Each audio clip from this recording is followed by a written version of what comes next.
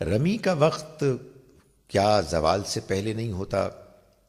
منا میں تو جا کر معلوم ہوتا ہے کہ زوال سے پہلے بھی رمی کی جا سکتی ہے۔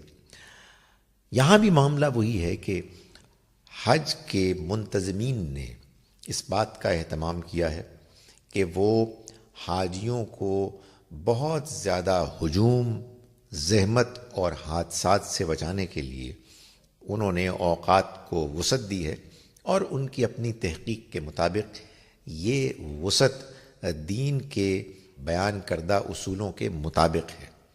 وہ اپنی تحقیق سے یہ بتاتے ہیں کہ زوال سے پہلے بھی رمی کرنا 11، 12 اور 13 ذوالحج کو یہ جائز ہے۔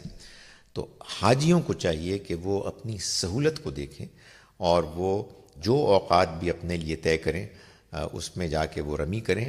ہاں یہ ضرور ہے کہ یہ رمی غروب آفتاب سے پہلے ہونی چاہیے، اس لیے کہ غروب آفتاب کے بعد ایک نئے قمری دن کا آغاز ہو جاتا ہے۔